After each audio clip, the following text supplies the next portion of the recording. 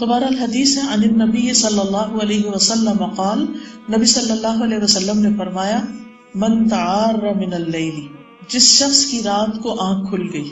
اور ہم میں سے ہر شخص کے ساتھ یہ ایکسپیرینس ہوتا ہے کہ ہم ایک سائڈ پر سوتے ہیں اور جب ہماری نیند کا ایک سائیکل پورا ہوتا ہے اور ہمارے وہ سائڈ ذرا تھک جاتی ہے تو خود بخود ہم دوسری طرف رخ پلٹتے ہیں. اور کچھ لوگ تو نیند میں ہی اپنی سائڈ بدل لیتے ہیں، لیکن کچھ لوگوں کی آنکھ کھل جاتی ہے اس وقت. اور خاص طور پر اگر عمر زیادہ ہو تو پھر تو رات کو ایک بار نہیں کئی بار آنکھ کھلتی ہے. تو جہاں اس میں تکلیف ہے، مشقت ہے، وہاں اس میں فائدے بھی بہت ہیں. بہرحال جب رات کو آنکھ کھلے اور وہ جاگ جائے، فقال، پھر کہے لا الہ الا اللہ وحدہ لا شریک لہ لہ الملک ولہ الحمد وہو علی کل شیء قدیر الحمد للہ وسبحان اللہ ولا الہ الا اللہ واللہ اکبر ولا حول ولا قوة الا باللہ. یعنی یہ دعا پڑھ لے. ثم قال، اس دعا کے پڑھنے کے بعد کہے اللہم اغفر لی، او دعا، یا کوئی اور دعا مانگے جو اس کے دل میں ہے. استجیب لہ، تو دعا قبول کر لی جاتی ہے اس کی. یعنی اس وقت اللہ سبحانہ وتعالیٰ کی یہ تعریف بیان کر کے انسان بخشش کی دعا کرتا ہے یا پھر کچھ بھی اور مانگتا ہے تو اس کی دعا قبول ہو جاتی ہے. فإن تودع، پھر اگر وہ وضو کر لے اور صلی اور نماز پڑھ لے، قبلت صلاتہ، اس کی نماز قبول کر لی جاتی ہے. ہم میں سے ہر شخص دعاؤں کا محتاج ہے. ہم دوسروں کی بھی منتیں کرتے رہتے ہیں آپ ہمارے لیے دعا کر. ہر شخص زندگی میں کسی نہ کسی مشکل کا شکار ہو. کبھی وہ مشکلات ہمارے اندر کی ہوتی ہے، ذہنی پریشانی ہوتی ہے، دل کی بے چینی، غم، ہم، فکر و فاقہ ہو، یا پھر کوئی جسمانی بیماری ہوتی ہے. کبھی اولاد کی طرف سے کوئی پریشانی ہو، کبھی رزق کی طرف سے، کبھی کسی اور چیز کی انسان کو پریشانی رہتی. ایسے میں انسان یہ چاہتا ہے کہ کوئی ہو جو اس کی مدد کرے، کوئی ہو جو اس کے کام آئے.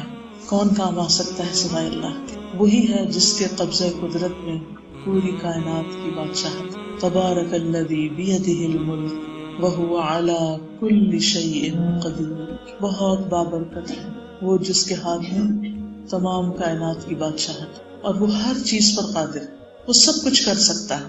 تو انسان جب اس کے سامنے ہاتھ پھیلاتا ہے یا اس سے فریاد کرتا ہے یا اس سے دعا مانگتا ہے تو وہ دعا قبول کر لیتا ہے. اور خاص طور پر آدھی رات کو اگر آنکھ کھل رہی ہے اور آپ اللہ کا ذکر کرتے ہیں اور دعا مانگتے ہیں تو یہ ایک بہت ہی سنہرا موقع ہوتا ہے. اس وقت کو ضائع نہیں کرنا چاہیے.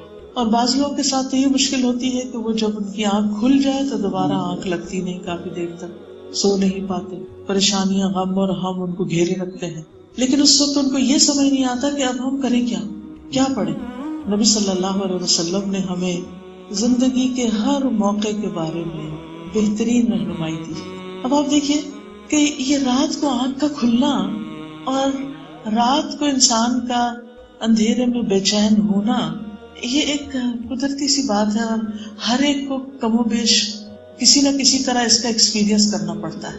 سوچیے اللہ کے رسول صلی اللہ علیہ وسلم نے ہمیں اس وقت بھی تنہا نہیں چھوڑا اور اس وقت بھی بغیر تعلیم اور بغیر رہنمائی کے نہیں چھوڑا کہ ہم پریشان رہیں اور حیران رہیں اور فکر مند رہیں کہ اب ہم کریں کیا، ہمیں نیند نہیں آ رہی، اب کدھر جائیں، کیا ہو. نہیں، اس وقت بھی بتا دیا گیا کہ اب آپ یہ کریں. لیکن افسوس یہ کہ یہ سارے خزانے کتابوں میں موجود ہیں. یہ ایسا ہی ہے جیسے ہمارے گھر میں بڑے بڑے باکسز ہوں اور اس میں ہیرے جواہرات بھرے ہوئے ہوں اور ہم نے ان کو لاک کر کے بند کر کے بس سجا کے رکھا ہوا ہو. آج ہمارا حال یہی ہے کہ ہمارے گھروں میں یہ ساری کتابیں ہوتی ہیں. اکثر گھروں میں بخاری ہوتی ہے اور بڑی خوبصورت چھپی ہوئی، اور پھر ہم اس کے ساتھ کیا کرتے ہیں کہ ڈرائنگ روم میں یا کہیں بھی اس کی ساری جلدوں کو خوبصورت طریقے سے سجا کے لگا دیتے ہیں اور اس کو پڑھتے ہیں. حل موجود ہے، رہنمائی موجود ہے، لیکن ہمیں علم نہ ہونے کی بنا پر ہم اس سے صحیح طور پر استفادہ نہیں کر سکتے. ہم الگ پریشان ہیں.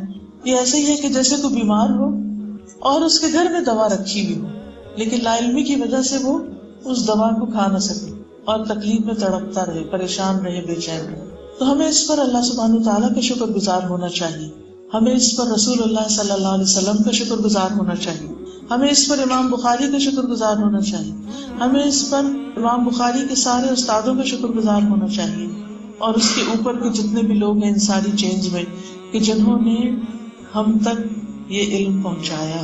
ہم میں سے ہر شخص کی یہ خواہش ہوتی ہے کہ اس کی دعا قبول ہو. ہر شخص یہ چاہتا ہے. ہر شخص یہ چاہتا ہے اس کی پریشانیاں دور ہوں، اس کے غم دور ہوں. ہر شخص یہ چاہتا ہے اس کی نمازیں قبول ہوں.